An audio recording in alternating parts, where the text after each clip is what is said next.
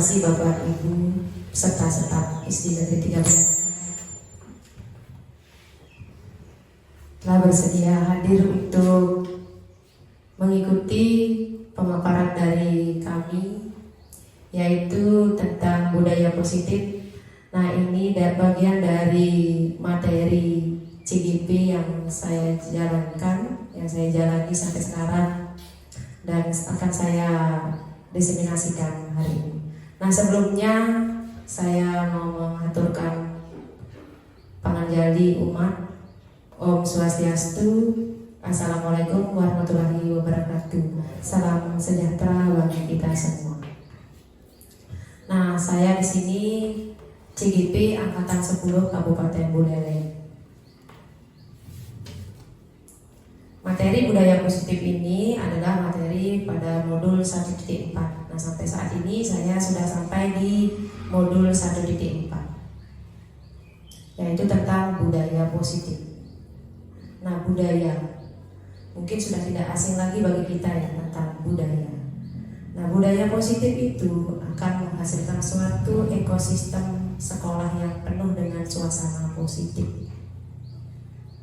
Nah, konsep-konsep inti dalam budaya positif diantaranya adalah disiplin positif, motivasi perilaku manusia yang berupa hukuman dan penghargaan, posisi kontrol, restitusi, keyakinan sekolah atau keyakinan kelas, dan segitiga restitusi. Nah, apa sih itu semuanya? Nanti sebentar akan saya jelaskan. Nah, konsep inti budaya positif itu yang pertama yang akan saya paparkan adalah paradigma belajar baru. Yang kedua, disiplin positif. Yang ketiga, nilai-nilai kebajikan. Keempat, dasar kebutuhan manusia. Kelima, motivasi perilaku manusia. Keenam, posisi kontrol seorang guru. 7, keyakinan kelas, dan segitiga restitusi.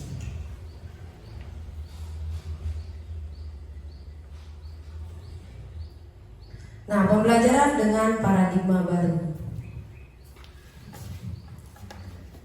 Nah, ini pembelajaran paradigma baru yang merupakan atau yang dirancang berdasarkan prinsip pembelajaran berdiferensiasi. Mungkin tidak asing lagi ya kata-kata berdiferensiasi. Kira-kira Bapak itu sudah pernah mendengarkan atau melaksanakan pembelajaran berdiferensiasi? Kira-kira kalau dengar pasti sudah ya, karena ini berkaitan dengan kurikulum merdeka ya, sudah ada pembelajaran berdiferensiasi. Nah, sehingga dengan pembelajaran berdiferensiasi peserta didik belajar sesuai kebutuhannya. Itu berdasarkan tahap perkembangan sesuai teori psikologis modern untuk mewujudkan profil Pancasila. Profil pelajar Pancasila itu ada 6 dimensi ya. Nah, yang pertama, masih ingat Bapak Ibu? Beriman dan bertakwa. Lagi ada berkebinekaan, gotong royong, kreatif, bernalar kritis, dan mandiri. Nah, itu. Nah, ini pembelajaran sekarang, pembelajaran dengan paradigma baru itu adalah pembelajaran yang berdiferensiasi, pembelajaran yang sesuai dengan kebutuhan siswa. Kalau kita dulu mungkin Bapak Ibu masih jadi siswa ya, dan mengajar dulu, kita tidak pernah memperhatikan kebutuhan siswa ya. Kita mengajar yang mengajar, apa yang ada di kurikulum, tuntutan kurikulum itulah yang kita ajar tanpa melihat kebutuhan anak. Kita dituntut untuk menyelesaikan apa yang ada di kurikulum, seperti itu. Nah, sekarang sudah baru ya, sesuai dengan paradigma baru yang kita harus menerapkan pembelajaran yang berdiferensiasi itu. Nah, ini berkaitan dengan disiplin positif. Disiplin positif itu adalah pendekatan untuk menuntut kodrat anak agar berdaya dalam mengontrol diri dan mengontrol menguasai diri untuk memilih tindakan yang mengacu nilai-nilai kebajikan. Disiplin positif menjadi komponen utama dalam mewujudkan budaya positif. Nah, ini budaya positif. Seperti yang tadi, budaya positif jika tidak ada disiplin, ya tidak akan jalan, ya. Nah, disiplin positif ini akan menjadi komponen utama dalam mewujudkan budaya positif itu. Disiplin. Bukan berarti seperti dulu kita disiplin siap gerak seperti itu, yang disiplin dalam berbaris, bukan seperti itu. Nah, kita lanjut ya, dengan dikaitkan dengan nilai-nilai kebajikan. Nah, nilai-nilai kebajikan yang disepakati bersama, lepas dari suku bangsa, agama, bahasa maupun latar belakangnya.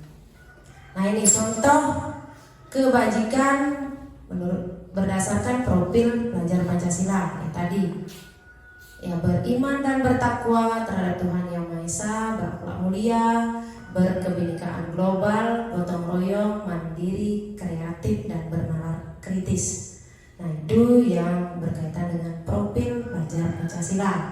Sedangkan dari sikap murid, nah, di sana akan terjadi atau tercipta sikap murid yang toleransi, rasa hormat, integritas, mandiri, menghargai, antusias, empati, keingintahuan, kreativitas, kerjasama, percaya diri, dan komitmen. Mungkin ada nilai-nilai yang lain juga di sana. Nah, dari keterampilan hidup, nilai-nilai kebajikan sesuai dengan keterampilan hidup, yaitu dapat dipercaya, lurus hati, pendengar yang aktif, tidak merendahkan orang lain, dan memberikan yang terbaik dari diri. Nah, itulah yang nilai-nilai kebajikan yang akan terjadi atau tercipta dalam diri, baik diri anak-anak maupun dari kita sendiri. Nah, ini mengenai motivasi perilaku manusia. Budaya positif itu kan diciptakan oleh manusia. Tuh. Adapun beberapa motivasi perilaku manusia yang mengarah ke budaya positif itu. Nah, motivasi intrinsik untuk menjadi orang yang mereka inginkan dan menghargai diri sendiri dengan nilai-nilai yang mereka percaya.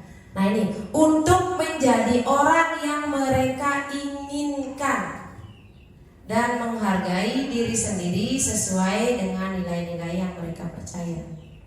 Kira-kira bagaimana nih Bapak Ibu?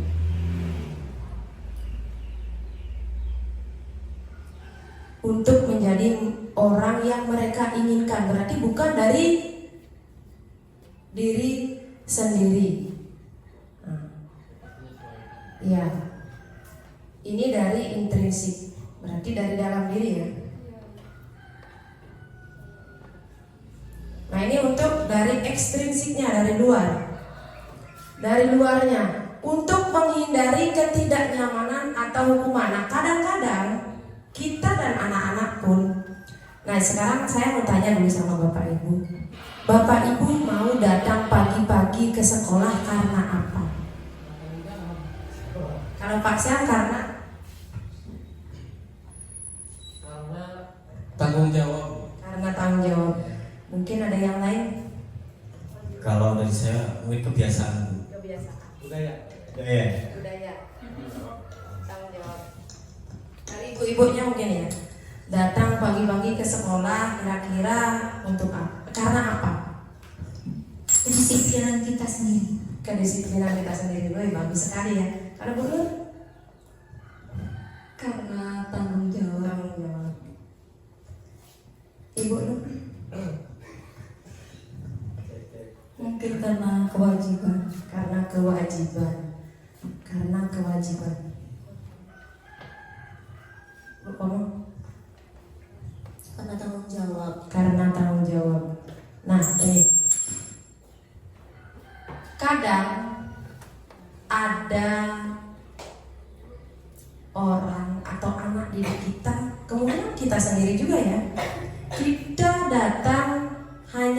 menghindari ketidaknyamanan atau hukuman. Misalnya, saya disuruh masuk pagi sama Bu Guru.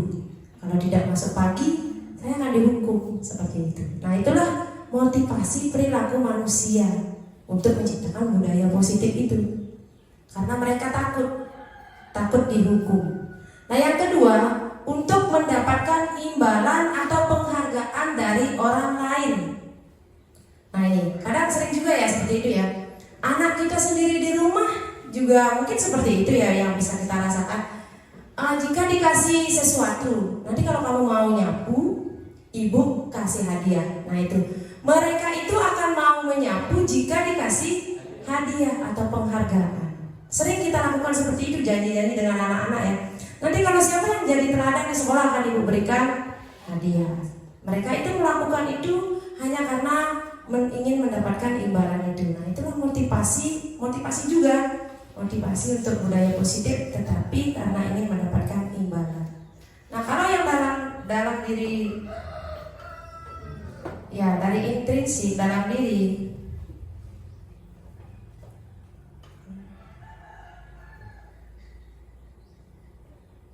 nah ini ya, untuk menjadi orang yang mereka inginkan dan menghargai diri. Nah, itu bentuk tanggung jawab tadi, mungkin seperti Bapak Ibu bilang ya tadi, datang ke sekolah pagi-pagi karena tanggung jawab dan menghargai diri kita ya. Itu datang dari murni dari hati kita, bukan karena ada imbalan atau takut dihukum atau bagaimana. Nah, disiplin positif juga berdasarkan kebutuhan dasar manusia. Nah, ini kebutuhan dasar manusia itu adalah segala sesuatu yang kita lakukan untuk mendapatkan apa yang kita inginkan. Itu kebutuhan dasar. Seluruh tindakan yang kita lakukan memiliki tujuan tertentu, dan semua usaha terbaik yang kita lakukan adalah dalam rangka agar kebutuhan dasar kita terpenuhi dengan baik. Kadang kita berbuat salah karena kebutuhan juga ya, berbuat baik juga karena kebutuhan. Nah, itulah kebutuhan dasar manusia. Kebutuhan dasar manusia itu di sini ada 5. Ya, 5 kebutuhan dasar manusia, yaitu untuk bertahan hidup, untuk mendapatkan kasih sayang dan terima kasih, penguasaan, kebebasan, dan kesenangan. Nah, itu kebutuhan dasar manusia, kebutuhan dasar kita. Bertahan hidup untuk mendapatkan kasih sayang, penguasaan, kebebasan, dan kesenangan.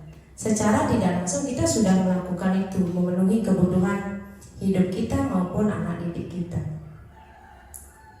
Lanjut ke posisi kontrol. Di sini ada namanya posisi kontrol restitusi. Nah, ada 5 posisi kontrol guru. Di sini sebagai penghukum, sebagai pembuat rasa bersalah, sebagai teman, sebagai pemantau, dan sebagai manajer. Nah, kira-kira Bapak Ibu ada di posisi yang mana ya selama ini menjadi guru? Kira-kira di mana? Ketika seorang anak, baik di rumah maupun di sekolah ya, baik di rumah maupun di sekolah, kepada anak kita, adik mungkin, kita kadang berada di posisi yang mana? Buluh di mana, Buluh? Sebagai teman. Ya. Ini Bapak Ibu yang sudah punya anak, sudah biasa di sekolah. Pak Omar mungkin Pak Omar ada di posisi mana Pak Omar? Sebagai pemantau. Kalau Ibu Samina? Pemantau. Ya, nah ini ada 5 posisi kontrol guru. Sebagai penghukum, sebagai teman mungkin, pembuat rasa bersalah. Nah, saya akan jelaskan satu persatu. Sebagai penghukum itu apa? Nah, ini sebagai penghukum, Posisi kontrol ini masih diterapkan oleh beberapa guru. Mungkin iya ya, benar. Iya, Pak Dede. Biasanya guru olahraga memang sering seperti itu ya, tapi sekarang sudah berubah. Iya. Dengan anggapan hukuman itu mempercepat penyelesaian tanpa memikirkan dampak buruk yang ditimbulkan. Ya memang kita jadi siswa dulu juga di seperti itu yang kita alami ya. Nah, seorang penghukum biasanya melontarkan pertanyaan-pertanyaan menyakiti yang disertai gestur menunjuk-nunjuk, menghardik dan mata melotot. Jadi kita juga di rumah seperti itu ya, yang sudah biasa menjadi orang tua mungkin. Ini kadang biasanya sering dilakukan oleh ibu atau bapak ya, kedua-duanya. Ya. Nah, dampak posisi kontrol tersebut, nah, murid bisa menjadi pendendam, Bapak Ibu. Benar nggak yang terjadi? Realitanya seperti itu ya. Kadang murid itu setelah tamat dendam dengan gurunya. Awas nanti lewat di depan rumah saya isi paku jalannya. Itulah nanti yang akan terjadi. Karena ini pernah saya alami waktu SMP. Ada guru bahasa Inggris saya di jalan di gondol ya, karena kemarinnya ditegur sepatunya beda warnanya, tidak gelap ya, besoknya langsung dicegat gurunya di jalan. Nah, ini juga akan menciptakan atau membuat murid itu menjadi pemberontak dan menyalahkan orang lain. Dampak lebih buruknya, murid akan mengalami keterpurukan mental seperti lunturnya percaya diri dan kesedihan yang berkelanjutan. Iya, memang benar. Seandainya kita nih ada anak yang nakal, kita bilang nakal di sekolah, kamu ini begini-begini. Kita sering hardik, sering hujat-hujat, sering marah-marahi. Besoknya, saya anak nakal. Saya itu adalah anak nakal. Jadi nggak pantas bergaul dengan dia. Nah, itulah kepercayaan dirinya itu akan hilang, luntur lama-lama hilang, karena dia udah dicap anak nakal. Terus di rumah juga mungkin anak bapak ibu nanti seperti itu. Saya dibenci sama orang tua karena saya nakal. Ya sudah, mereka akan terus berbuat nakal nanti.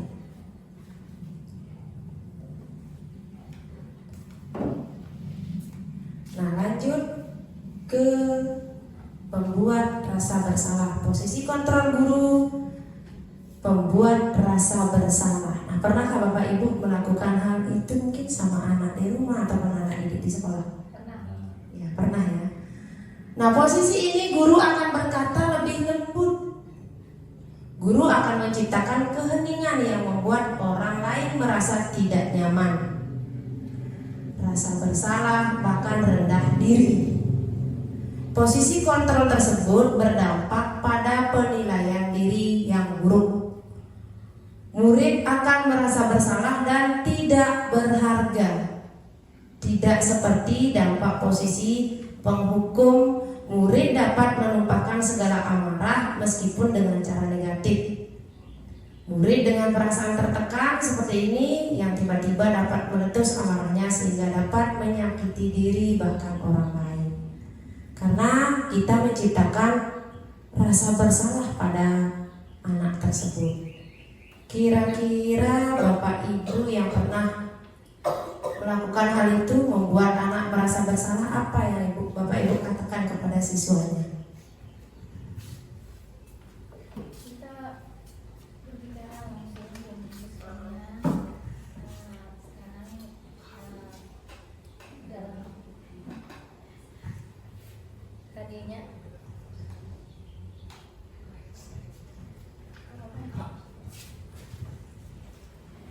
Gini ya, kalian kan sudah melakukan kesalahan di sekolahan ya. Jadi ibu cuma memberitahukan kepada kalian jangan sampai mengulangi lagi ya sayang ya. Nah, kita diberi motivasi lah, kasih sayang gitu, supaya kita tidak dicap seperti sama teman-temannya. Nah, kalau yang dilakukan Ibu Saminah, dia kira-kira dia kalimat-kalimatnya yang dilakukan yang diungkapkan sama Bu Saminah mengarah kemana dia? penasehat. Nah, lagi sebentar coba kita perhatikan apakah dia sebagai penghukum, apakah sebagai teman, atau sebagai pembuat rasa bersalah nanti. Nah, ini untuk pembuat rasa bersalah ya Ibu. Biasanya kalimat yang digunakan adalah memang lembut dia, lembut tetapi membuat anak itu, saya salah. Nah, seperti itu. Gimana Pak? Saya bisa kira-kira? Mungkin kata-kata yang menyindir. Ya, yang menyindir. Kamu nak, kamu telah membuat ibu kecewa. Kenapa kamu lakukan ini? Nah, seperti itu. Bagus sekali tadi Ibu Mimin ya. Nah, sekarang kita lanjut ke sebagai teman. Nah, ini rasanya semua nih pernah merasakan bahwa atau berada dalam posisi kontrol sebagai teman. Nah, sebagai teman bisa dilihat itu di sana. Pada posisi kontrol ini guru tidak akan menyakiti murid, namun akan tetap berupaya mengontrol melalui persuasi. Guru akan bersikap akrab, berkata ramah, dengan gestur merapat dan pada murid dan tersenyum jenaka. Dampak posisi kontrol ini dapat ada yang positif juga ada yang negatif tentunya ya. Kalau kita terlalu akrab juga sama anak-anak juga akan mengakibatkan negatif nantinya, dampak yang negatif. Sedangkan negatifnya, positifnya dulu ya. Untuk positifnya dapat menjalin hubungan baik antara guru dan murid. Negatifnya akan muncul rasa ketergantungan murid terhadap guru. Nah, di samping itu, murid akan merasa dikecewakan apabila suatu saat guru tidak dapat membantunya. Hal lain yang timbul yakni murid akan berlaku baik hanya kepada guru tertentu dan akan berlaku semaunya jika bersama guru lain. Ya. Nah, seperti ini di sini. Sebagai teman, kita menganggap murid itu sebagai teman. Misalnya di kelas 5, kita menganggap murid itu sebagai teman. Nah, ketika ada guru lain yang masuk ke sana, anak-anak itu akan mengabaikan guru tersebut, guru yang baru itu. Guru yang lain itu akan diabaikan. Dia akan berperilaku semaunya dia. Nah, seperti itu. Itu dampak negatifnya. Kalau positifnya ya terjadi hubungan yang baik antara guru dan murid. Nah, kira-kira Bapak Ibu yang pernah berada dalam posisi kontrol teman siapa? Bu Oma? Saya juga iya. Yang saya lakukan sekarang kepada siswa kelas 1 itu ya Arya. Nah, itu posisi seperti teman juga ya, seperti ibunya juga iya ya, yang dekatlah dengan dia. Nah, ketika saya tidak bisa membantunya, kemarin tidak bisa menjemputnya, dia tidak mau sekolah.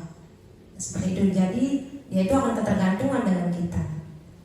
Mungkin kalau guru yang lain, dia akan cuek dengan guru yang lain. Nah, lanjut sebagai pemantau. Nah, ini Pak Komang, ya, Bu Saminah juga tadi sebagai pemantau atau posisi pengawasi. Kita mengawasi. Nah, guru bertanggung jawab atas perilaku murid-murid yang diawasi. Posisi pemantau berdasarkan peraturan-peraturan dan konsekuensi dengan menggunakan sanksi atau konsekuensi. Guru dapat memisahkan hubungan pribadi dengan murid. Posisi tersebut berawal dari teori stimulus respon yang menunjukkan tanggung jawab guru dalam mengontrol murid. Seorang pemantau sangat mengandalkan penghitungan, catatan, dan data yang dapat digunakan sebagai bukti atas perilaku seseorang. Nah, akibat dari posisi kontrol ini, murid memahami sanksi yang harus dijalankan karena telah melanggar satu tata tertib atau peraturan di sekolah. Nah, ini kita sebagai pemantau mencari atau mencatat data-data kenakalan anak atau kesalahan anak. Nah, itu di sini sebagai pemantau atau posisi kontrol. Ya, kita tidak langsung memarahi atau bagaimana, kita mempunyai peraturan dan mencatat kesalahan-kesalahan anak tersebut. Bapak Ibu guru mungkin punya catatan-catatan kecil ya untuk anak-anak ya. Kalau saya ada catatan kecil untuk anak-anak, kenakalan anak-anak dicatat di sana. Nah, sebagai manajer, nah ini sebagai manajer bukan berarti manajer perusahaan ya. Nah, kita juga di sini sebagai manajer ya. Posisi di mana guru melakukan sesuatu bersama murid, mempersilahkan murid mempertanggungjawabkan perilakunya, mendukung murid agar dapat menemukan solusi atas permasalahan sendiri. Pada posisi ini, murid diajak untuk menganalisis kebutuhan sendiri maupun kebutuhan orang lain. Di sini, penekanan bukan pada kemampuan membuat konsekuensi, namun bagaimana dapat berkolaborasi dengan murid dalam memperbaiki kesalahan yang telah dilakukan dengan memposisikan diri sebagai manajer. Nah, ini akan berdampak negatif bagi penguatan watak karakter murid. Nah, ini sebagai manajer. Nah, kira-kira Bapak Ibu pernah nggak berada di posisi ini? Tidak. Belum ya. Nah, ini di antara posisi kontrol yang ada, kira-kira yang mana ya yang paling tepat kita terapkan pada diri kita di sekolah? Manajer ya. Sebaiknya kita berada di posisi ini, berada dalam posisi kontrol sebagai manajer. Nah, lagi sebentar saya akan tampilkan di mana saya membuat atau pengalaman ya, mencari sebuah kasus dan menangani sebuah kasus tersebut. Di sini saya berperan sebagai atau dalam posisi kontrol manajernya. Nah, ini bisa dilihat ya. Nah, ini tabel posisi kontrol sebagai penghukum. Nah, itu identitas gagal, penghukum dan pembuat rasa bersalah. Nah, itu bisa ada kalimat-kalimatnya di sana. Mungkin coba dirasakan Bapak Ibu berada di posisi yang mana. Identitas berhasil atau sukses. Nah, itu sebagai teman dan pemantau. Sebagai identitas berhasil atau sukses dari kontrol diri, itu berada pada manajer. Nah, ini kalau yang penghukum dan pembuat rasa bersalah, dia berada pada menghindari hukuman. Seperti yang tadi saya katakan, ada yang menghindari hukuman, mau berbuat motivasi ya, motivasi mau berbuat karena takut dengan hukuman. Nah, itu kalau menghukum dan pembuat rasa bersalah. Terus untuk mendapatkan motivasi, untuk mendapatkan imbalan atau ketergantungan pada orang lain, itu sebagai teman dan pemantau. Kadang-kadang anak-anak seperti itu yang mendekati kita agar dihargai, dibilang baik atau gimana. Hanya untuk mendapatkan nilai baik, dia berbuat yang baik seperti itu. Nah, ini menghargai diri sendiri. Nah, motivasi karena ini menghargai diri sendiri memang murni dari hati kita sendiri. Nah, itu adalah manajer ya, kontrol manajer. Nah, itu bisa dipahami Bapak Ibu? Gimana Bu Nur? Ada yang ingin ditanyakan?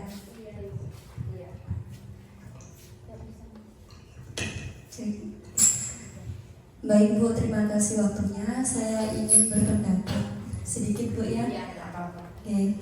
Jadi kalau untuk posisi kontrol restitusi, menurut saya dari pemaparan yang sudah diberikan, guru itu sebenarnya wajib Bu mempunyai 5 posisi restitusi ini, dari penghukum, pembuat rasa bersalah, teman, pemantau, manajer.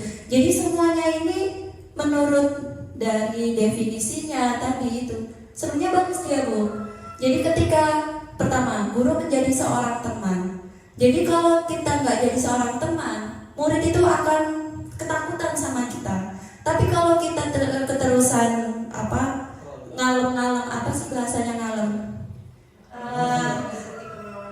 Terus-terusan mengikuti kemauannya, dia itu akan lunjak Bu. Jadi kita perlu juga untuk membuat rasa bersalah biar dia tahu di mana sih bagian saya yang salah, biar dia menyadari rasa bersalahnya itu sebelah mana. Terus di bagian penghukum itu juga penting Bu, kalau menurut saya. Kalau murid nggak dihukum itu karena kesalahan-kesalahan yang diperbuat, dia lama-lamaan akan mengulangi terus-terusan.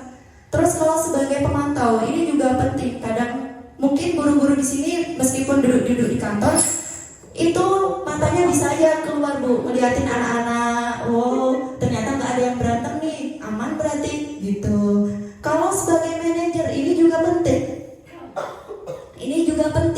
Artinya dia manajemen murid-muridnya, mengatur murid-muridnya agar mereka mau bertanggung jawab gitu Bu, terhadap dirinya maupun orang lain. Jadi menurut saya semua 5 kontrol ini, sifat 5 kontrol ini penting dimiliki oleh seorang guru. Jadi nggak manajer aja yang bagus, sedangkan yang lain di mana? Dikesampingkan. Ya, jadi semuanya itu kayaknya harus dimiliki oleh seorang guru. Multi talent. Ya, terima kasih Bu Nur, bagus sekali ya. Nah ini posisi kontrol guru, ya. Memang semua harus ada, memang ada pada diri kita ya. Semua itu punya dampak positif dan dampak negatifnya. Nah itu nanti kita tidak harus dibilang semua baik, ya memang baik semua. Kalau tidak dihukum mungkin anak-anak tidak jerah, tetap akan melakukan kesalahan-kesalahan tersebut. Nah lagi sebentar kita lanjut ya. Yang mana sih yang seharusnya kita lakukan di sekolah seperti itu. Nah sebagai penghukum, nih seperti yang ada di dalam tabel, ini bisa mengakibatkan identitas gagal. Ya, sebagai penghukum biasanya yang kita lakukan kalau sudah menghukum, kamu salah, silakan berdiri di depan tiang bendera dengan posisi hormat. Itu penghukum. Menghardik, menunjuk-nunjuk, menyakiti dan menyindir. Seperti yang saya paparkan tadi, di sana akan berdampak anak itu akan menjadi pemberontak, dendam. Nah, itu ya. Nah, itu yang akan terjadi ketika kita melakukan hukuman. Yang kedua, sebagai pembuat rasa bersalah. Anak-anak itu tentunya akan kecewa dia, merasa bahwa dirinya itu tidak diajak sama gurunya. Seperti itu. Terus sebagai teman, nah sebagai teman juga penting. Namun kita lihat dampak negatifnya. Ya, anak-anak itu akan tergantung dengan kita. Seperti bahasa Balinya campahange. Nah, seperti itu ya, di campahange ya, seperti bahasa Bali. Kalau istilah Balinya seperti itu. Terus sebagai pemantau juga iya. Apapun kesalahan anak itu memang harus ditulis seharusnya.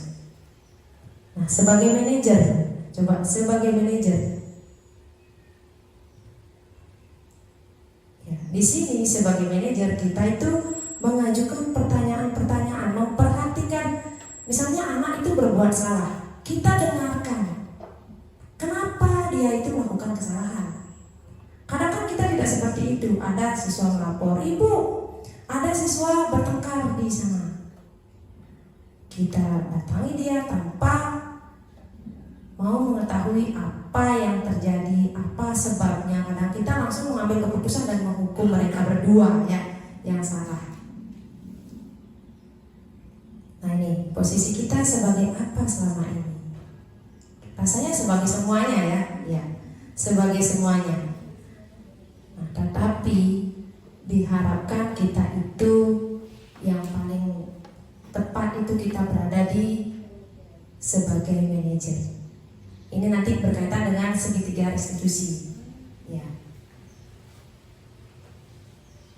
Nah ini keyakinan kelas. Keyakinan kelas. Mungkin Bapak Ibu sudah membuat di sana sudah ada kesepakatan kelas ya. Nah ini keyakinan kelas. Apa bedanya keyakinan kelas dengan peraturan? Nah, kira-kira apa ya? Nah, sebentar kita pahami dulu ini. Sebagai langkah awal untuk menerapkan budaya positif bisa dimulai dengan membuat kesepakatan atau keyakinan kelas. Dalam pelaksanaannya, kesepakatan atau keyakinan kelas ini harus melibatkan peserta didik. Yang membuat adalah guru dan peserta didik. Keyakinan kelas itu lebih bersifat abstrak daripada peraturan yang lebih rinci dan konkret. Ada tujuannya yaitu menciptakan pembelajaran yang berpusat pada peserta didik. Karena kita itu kan harus, pembelajaran itu harus berpusat pada peserta didik ya, harus melihat atau mendengarkan, melibatkan siswa tersebut. Memunculkan keterlibatan, keterlibatan murid dalam menentukan kelas yang diimpikan, sehingga murid lebih bertanggung jawab akan keputusan yang mereka buat bersama-sama dan menumbuhkan komunikasi efektif antara murid dan guru. Nah itu jika kita membuat keyakinan kelas seperti itu nanti tujuannya itulah seperti itu ya, biar pembelajaran itu berpusat pada murid, murid itu mau bertanggung jawab atas keyakinannya. Kalau peraturan, biasanya peraturan kelas, peraturan sekolah, tata tertib di luar sana ada satu papan full. Pernahkah Bapak Ibu membaca? Tidak, saya juga tidak. Yang sudah tahu kita datang pagi itu saja. Itu saja sih yang kita lakukan kan, yang kita ingat. Kita tidak ingat apa isi peraturan tata tertib itu sudah tidak kita ingat. Nah, dengan keyakinan kelas, mungkin karena kita yang membuat sendiri bersama dengan murid-murid di kelas. Kalau nanti di sekolah juga saya akan bersama Bapak Ibu untuk membuat keyakinan sekolah. Bersama Bapak Ibu, bersama guru, dan bersama murid dan bersama orang tua nanti.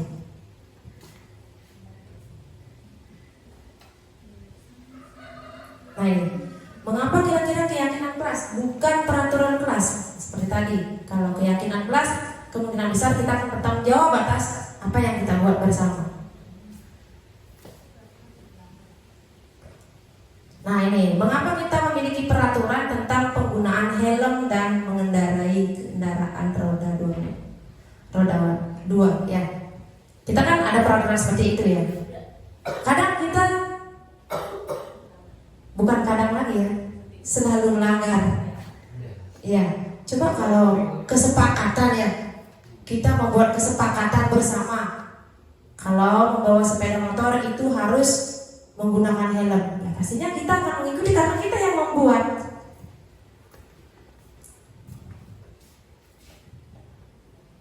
Nah ini yang berkaitan dengan nilai-nilai kebajikan tadi.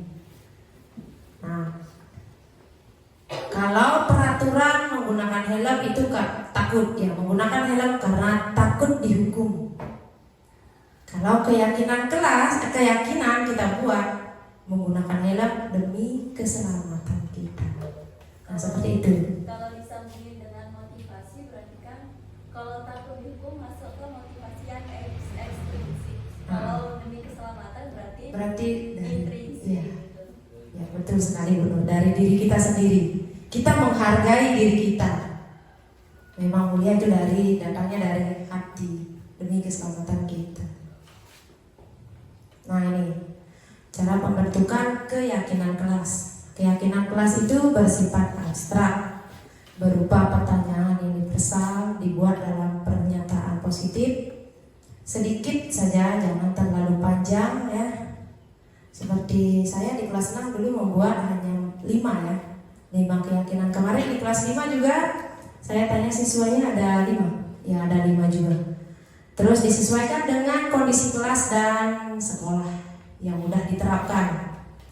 Semua warga sekolah dilibatkan dalam pembuatan keyakinan kelas itu. Nah di sini saya ada contoh keyakinan kelas yang sudah saya buat. Kecil ya.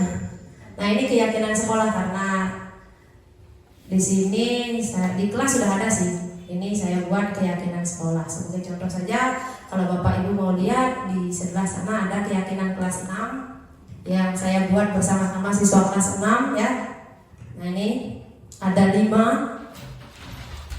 ya. Tidak boleh bermain saat belajar, tidak boleh naik bangku ya, itu tulisan anak-anak. Tidak boleh makan di kelas. Nah, itu ya. Itu yang kami buat bersama siswa kelas 6. Saya harap nanti Bapak Ibu membuat seperti itu juga di kelasnya. Ya, nanti dibuat, kalau diketik juga boleh, ditempel nanti di kelas. Kenapa ditempel? Biar ingat. Setiap pelajaran dimulai, itulah yang kita sampaikan dulu. Anak-anak ingat keyakinan kelas kita ini apa. Itu juga bisa dibuat setiap hari atau setiap minggu, bisa dinanti-nanti. Nah ini kita nyambung ke disiplin positif melalui segitiga restitusi. Nah seperti tadi Bu Nur sudah mengarah ke restitusi ya tadi ya. Apa sih itu segitiga restitusi? Nah ini segitiga restitusi tentunya nanti pasti segitiga ya. Merupakan proses untuk menciptakan kondisi bagi murid untuk memperbaiki kesalahan mereka. Nah, bagaimana caranya kita menangani kasus-kasus anak-anak kita di sekolah ya, sehingga mereka bisa kembali pada kelompok mereka dengan karakter yang lebih kuat. Nah, seperti ini. Segitiga restitusi.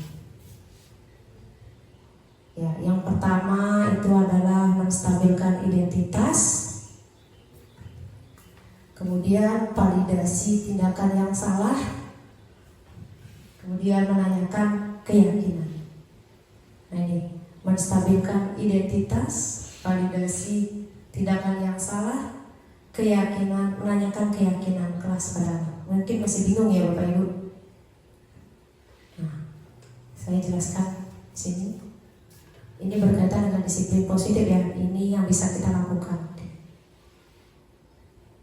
Nah, langkah-langkah penerapannya menstabilkan identitas. Ini membuat anak yang merasa gagal karena berbuat salah menjadi positif terhadap dirinya. Kata-kata yang bisa kita lakukan ketika ada kasus. Ya, silakan Pak Om.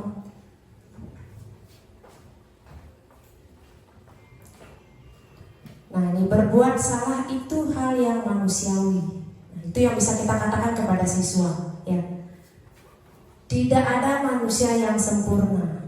Nah, ini biar nggak anak-anak itu merasa saya salah seperti itu, ya. Terus Bapak Ibu juga pernah berbuat salah. Kita pasti bisa menyelesaikan permasalahan ini. Bapak Ibu tidak tertarik untuk mencari tahu siapa yang benar, siapa yang salah. Bapak Ibu lebih tertarik untuk menyelesaikan masalah. Kalau kamu menyalahkan dirimu sendiri terus, apakah kamu bersikap baik pada dirimu sendiri? Nah, itu yang bisa kita lakukan untuk menstabilkan identitas, untuk membuat anak yang pertama merasa gagal karena berbuat salah, yang menjadi positif terhadap dirinya. Ya, anak-anak itu tidak akan menyalahkan dirinya sendiri terus. Nah, kalimat-kalimat itulah yang bisa kita katakan kepada anak yang telah berbuat salah. Ya, misalnya ada anak yang berbuat salah. Misalnya anak yang tidak menggunakan seragam lengkap ya. Biasanya kalau ada anak tidak memakai topi pada saat upacara bendera, apa yang Bapak Ibu lakukan? Yang pertama Bapak Ibu tanyakan atau lakukan kepada anak tersebut. Coba dulu. Kenapa tidak memakai topi?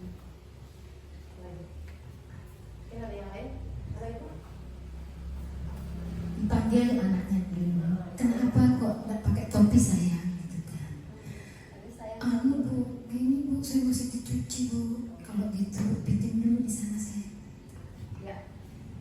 Bagus sekali ya Bu Saminah. Bu Saminah memang lembut. Selalu ada kata nak dan sayang. Nah itu yang kita lakukan adalah kenapa kamu tidak pakai topi? Yang saya lakukan lagi lebih parah lagi. Sini kamu, kenapa kamu tidak pakai topi? Nah itu yang saya lakukan. Iya nggak Pak Dede? Iya. Iya. Kamu ini topi aja nggak ada. Bilang nih kalau nggak ada topi. Di kantor banyak topi. Itu kadang ya yang kita lakukan. Nah itu. Nah anak-anak kalau ditanya kemarin ada juga. Bu maaf, siswa saya sudah bilang maaf loh. Bu maaf, saya tidak menggunakan sepatu hitam, sepatu putih. Kenapa nggak pakai sepatu putih? Basah. Alasan saja kamu udah 2 hari libur masih kok bisa basah. Itu kalimat saya. Nah, itu tidak menstabilkan identitas. Tentunya anak itu akan merasa bersalah, ya takut mungkin.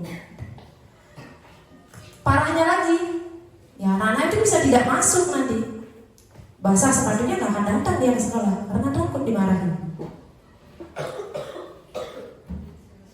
Nah ini validasi kebutuhan. Ya yang kedua, di sini validasi kesalahan ya. Membantu murid mengenali kebutuhan dasar yang ingin dipenuhinya ketika melakukan kesalahan itu. Nah ini berkaitan dengan 5 dasar kebutuhan manusia. Pada dasarnya setiap tindakan manusia tujuannya adalah memenuhi kebutuhan dasar. Apakah itu penguasaan, kebebasan, kasih sayang, rasa terima kasih, kesenangan, atau untuk bertahan hidup. Nah, kita di sini harus cari tahu dulu kenapa kok dia melakukan kesalahan itu. Mungkin dia mempunyai kebutuhan dasar itu tadi. Ya mungkin untuk bertahan hidup. Misalnya ada anak bertengkar. Mungkin dia untuk membela dirinya, makanya dia melawan. Itulah yang harus kita cari tahu. Kita validasi dulu kebutuhan anak-anak tersebut. Hal yang bisa kita katakan adalah kamu bisa saja kan melakukan hal yang lebih buruk, tetapi kamu tidak boleh melakukannya, iya kan? Itu misalnya. Iya, kamu pasti punya alasan mengapa kamu melakukannya. Apa yang penting bagi kamu? Kamu boleh tetap berusaha menjaga sikap itu, tapi tambahkan sikap yang lain, yang baru. Maukah kamu belajar cara lain untuk mendapatkan yang kamu butuhkan tanpa harus memukul? Apakah kamu bisa melakukan dengan lebih baik besok? Tuh misalnya. Hal itu kita cari tahu dulu apa yang menyebabkan mereka melakukan itu. Jangan memutuskan. Nah, kadang kita kan seperti itu ya. Kalian bertengkar, silakan, seperti itu langsung ya. Kadang tanpa mengetahui, ketika ada anak mengejek orang tuanya, mengejek temannya, membuli temannya, itu pasti mereka punya alasan. Ya. Jangan diajak-ajak, itu jangan diajak-ajak si A gitu saja. Kalau kamu ngajak dia, saya tidak akan mau berteman dengan kamu, itu misalnya ya, karena kan takut dengan temannya. Iya.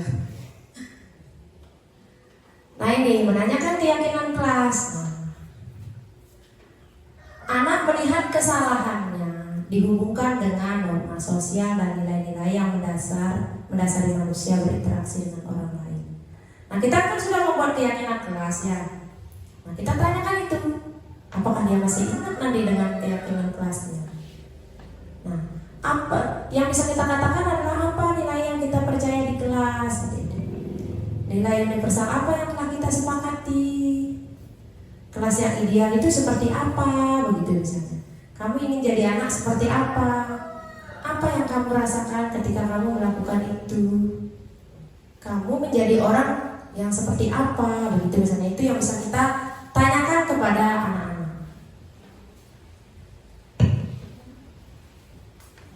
Kira-kira Bapak Ibu ada yang ditanyakan tentang segitiga restitusi ini? Bisa dipahami nggak? Bisa dihubung-hubungkan dengan posisi kontrol, motivasi, paradigma pembelajaran, paradigma baru. Kira-kira ada yang ingin disampaikan misalnya? Mungkin apa gitu yang ingin disampaikan? Mungkin pengalaman Bapak Ibu selama ini menangani kasus Ini Bapak Ibu yang sudah pernah mengajar, mungkin mau berbagi pengalaman misalnya dalam menangani kasus, apa yang Bapak Ibu lakukan, terus kira-kira masuk mana dia? Yang Pak Dedek nih biasanya Pak Dedek. Ayo. Pak Nengah, biasanya Pak Nengah yang selalu ada masalah di kelas 2 ya. Ada kasus belum terpikirkan. Nah gini, kasus apa yang pernah Bapak Ibu tangani begitu? Kasus apa yang pernah Bapak Ibu tangani, masalah yang dilakukan anak, terus bagaimana cara Bapak Ibu menyelesaikan itu? Ayo coba. Kasus yang sering saya alami yaitu kadang-kadang anak-anak menyebutkan nama orang tuanya di Bu, ini Bu, saya ngololo terus, bapak saya pincang gini, makanya saya dudukkan kembali ya. Kalau gitu saya jangan melakukan seperti itu. Orang tua yang di rumah jangan dipanggil-panggil, itu kan dengan saya. Biar dia mengerti. Kalau gitu apa yang kita kemarin diomongkan, satu langkah yang kita omongkan kemarin, tidak boleh anak-anak nyebut-nyebut orang tuanya, menyebut-nyebut orang tuanya yang jelek-jelek, tidak boleh berteman dengan teman yang tidak punya, tidak boleh nak ya, kita sudah memahami itu, gitu kan aja. Ya, bagus sekali Bu Samina ya. Tepuk tangan dulu buat Bu Samina. Nah itu sudah mengarah. Bu Samina sudah menanyakan secara tidak langsung, Bu Samina sudah menanyakan keyakinan kelasnya ya. Apa yang tidak boleh yang sudah kita sepakati kemarin seperti itu. Nah kira-kira Bu Samina di sini posisi kontrolnya sebagai apa nih? Sebagai manajer. Ya. Walaupun ada kata nah itu seperti teman gitu kan, tapi tetap nah itu sebagai manajer.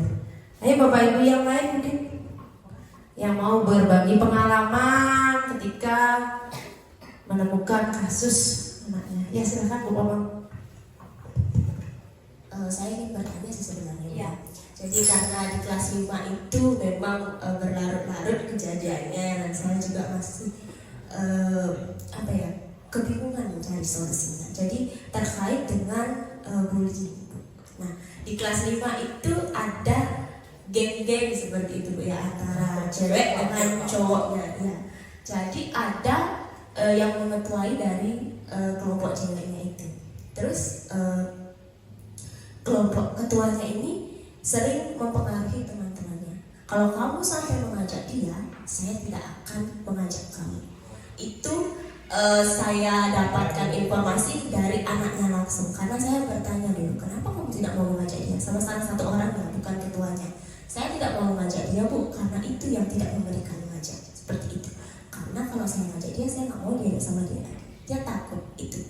Terus setelah saya coba membuat keyakinan kelas, kalau misal kamu seperti ini nantinya secara terus berlanjut, maka itu akan mempengaruhi nilai sikap kamu dan juga nilai ulangan kamu. Seperti itu saya terus memberikan itu. Namun sampai sekarang itu memang sih berkurang, tapi masih ada satu orang yang masih ketakutan sekali bertemu dengan, bahkan menyebut namanya pun dia tidak mau seperti itu.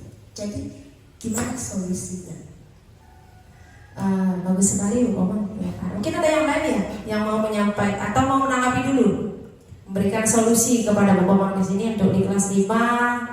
Bu Omong mengalami masalah seperti itu dan sudah membuat keyakinan kelas, dan dengan adanya keyakinan kelas itu ada perubahan. Ya, ada perubahan, namun masih satu orang itu seperti itu.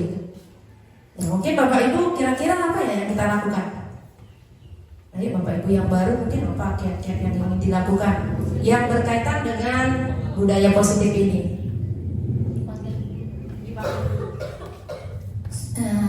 Tadi yang dibicarakan sama Bu Komang mengenai anak kesalahan dia, kita dipanggil dulu, semuanya dipanggil. Kita kan ini menjadi saudara saya. Kalau kita melakukannya gini-gini terus, kita tidak ada berteman. Sekarang kita bagaimana supaya akurlah sama temannya. Ya, saran dari Bu Samina, anak-anak tersebut dipanggil. Sudah nggak dipanggil Bu Omong?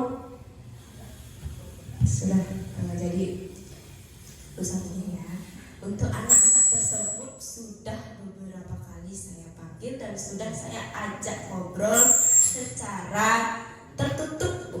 Bahkan beberapa orang itu saya ngobrol, kenapa kamu tidak mau mengajak dia? Dan ia mengatakan saya jijik ngajak dia, Bu. Nah, jijiknya itu saya belum ketemu. Kenapa dia jijik?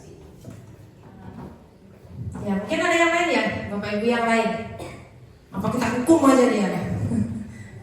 Tidak ya, sudah tidak menjadi manajer lagi udah ya. Ya, silakan Pak Syah. Mohon izin berpendapat ya. Kalau tadi saya lihat di awal di sana kan ada berdiferensiasi ya Bu ya. Nah di pembelajaran berdiferensiasi maksudnya di sini kan untuk budaya positif ya Bu. Iya. Mungkin kalau secara teknisnya pembelajaran berdiferensiasi itu kan diawali dengan menganalisis itu ya, mengidentifikasi kebutuhan, karakteristik. Karena mungkin bisa diawali dari sana. Tadi seperti yang Bu Komang bilang itu, saya belum tahu kenapa dia jijik. Nah mungkin itu yang harus dicari tahu terlebih dahulu. Contoh misal bukan merendahkan ya, misalnya begini, ada satu anak dia memang dari keluarga yang kurang mampu misal, kemudian bajunya lusuh misalkan, kemudian stylenya gitu, stylenya tuh emang misal kayak gimana ya, kayak kurang bersih aja gitu misalkan.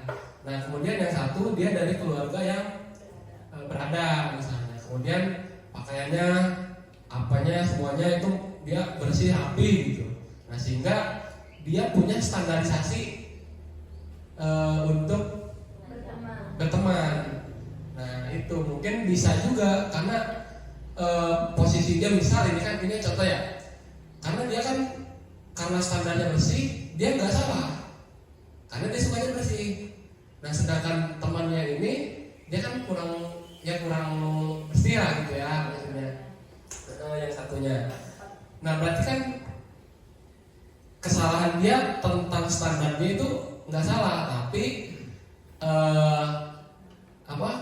dia kurang tepat itu karena dia nggak mau bertemannya itu kan masalahnya. Nah bisa juga mungkin dicari tahu si korbannya ini, korban bullyingnya ini. Nah dicari tahu kenapa dia seperti itu gitu. Jadi dikonfirmasi lagi.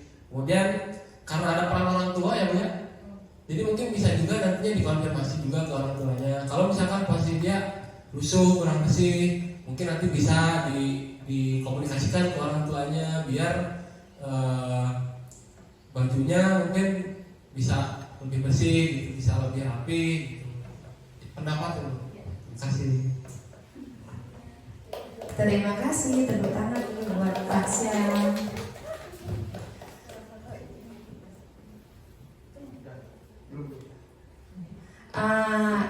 Ya, itu ya dari Pak Syah, Bu Komang bisa diterima kira-kira?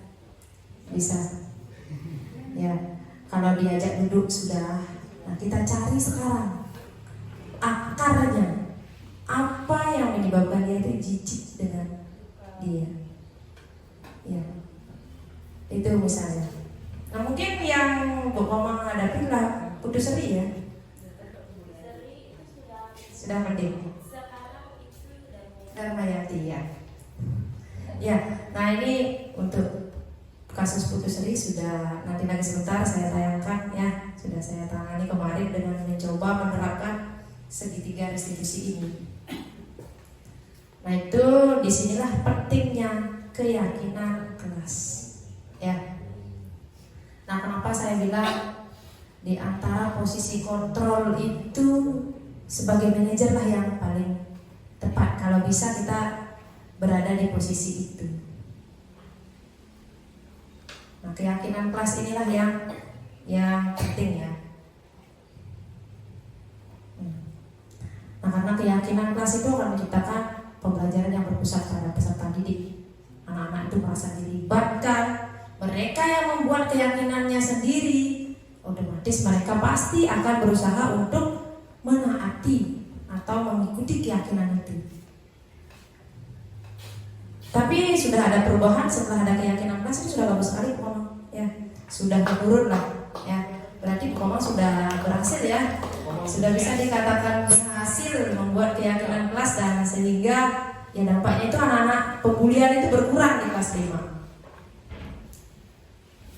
Mungkin ada yang lain yang mau berbagi kasus, menangani kasus. Kalau Pak Putra belum ada kasus ya. Pak Nana mungkin ada kasus, Pak Nana yang pernah ditangani, Pak Nana? Ada. Belum. Ya nanti sambil jalan ya mungkin ada kasus. Nah ini saya tampilkan ya pengalaman saya menerapkan segitiga restitusi. Ya emang benar. Makasih Bu. Mas Adi tahu tidak kenapa Ibu panggil sekarang ke sini? Tidak Bu. Tidak ya. Ini Mas Adi ya selama ini Ibu sering lihat Mas Adi ya sekali piket di kelas, benar ya Mas Adi? Benar. Mas Adi, semua orang pasti pernah melakukan kesalahan ya. Seperti Ibu juga pasti pernah melakukan kesalahan. Namun setiap tindakan itu pasti ada alasannya. Kira-kira apa alasan Mas Adi kok jangan sekali piket di kelas? Begadang, begadang, bisa begadang main apa? Main HP. Mas Adi masih ingat dengan keyakinan kelas yang disepakati oleh ini? Masih. Kira-kira yang Mas Adi lakukan sudah sesuai dengan keyakinan kelas itu? Tidak. Belum. Yang mana yang tidak sesuai? Yang piket. Yang piket. Piket yang sudah kamu di awal ya? Iya. Mas Adi tahu, ya. Itu tidak sesuai dengan keyakinan kelas. Nah, kira-kira apa yang harus Mas Adi lakukan? Apa solusinya? Bagaimana? Tidak bergadang dengan laki. Tidak bergadang dengan laki-laki. Itu apresiasi itu ya. Mas Adi bertanggung jawab. Tidak akan main HP lagi agar bisa piket. Ya. Sekarang Mas Adi beristirahat. Terima kasih Bu. Iya.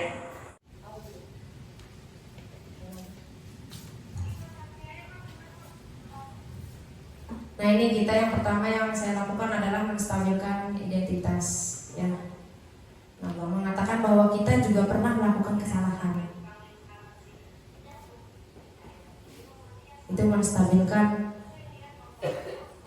identitas.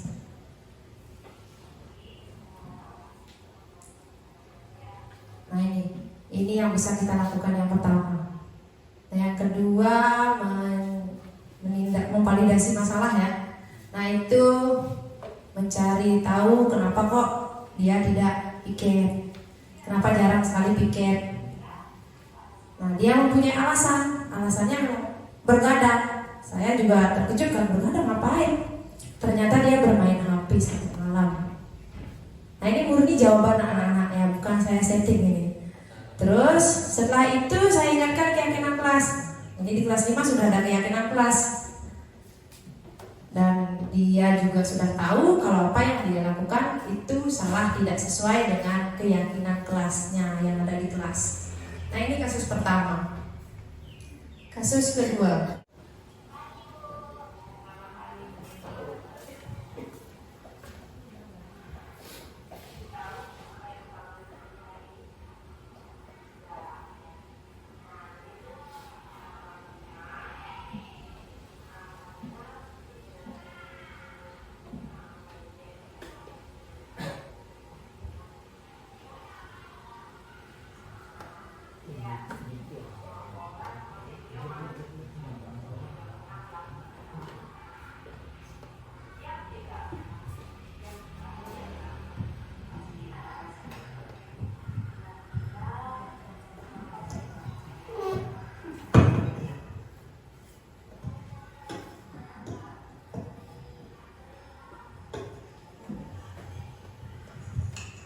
Dia mengatakan karena dia itu seperti tidak diatur sama orang tuanya, amburadul.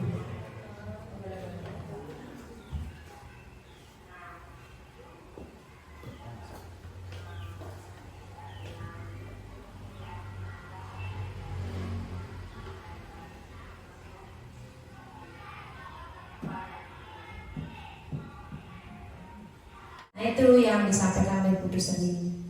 Kenapa kau kamu membuli teman, membuli Febriasa dan Sugiarto? Karena katanya penampilannya itu seperti tidak diatur.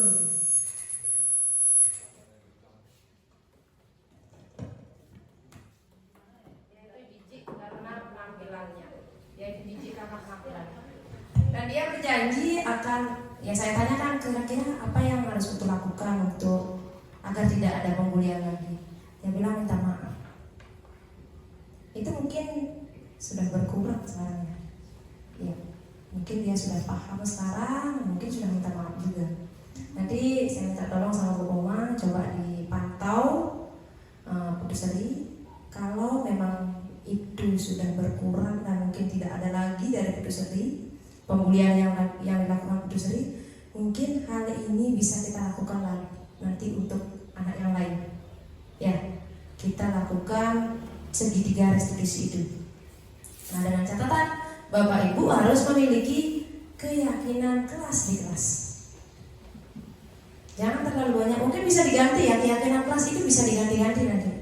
Nah, ini karena kita sudah lengkap gurunya, setiap kelas sudah ada guru. Nanti keyakinan kelas, Bapak guru untuk agama dan PJOK juga bisa membuat. Karena Pak Dedek sering di lapangan, silakan dibuat nanti. Keyakinan kelas saat di lapangan. Itu nanti kan beda-beda ya, keinginan kita beda-beda. Agar tidak terjadi seperti ini. Anak-anak itu mematuhi keyakinan kelas itu hanya bersama gurunya yang membuat itu saja. Biar tidak seperti itu. Nanti silakan kita bikin pertama bersama, misalnya pelajaran PJOK, bikin di kelas 6 misalnya, keyakinan kelasnya. Setiap mau mengajar, silakan sampaikan itu.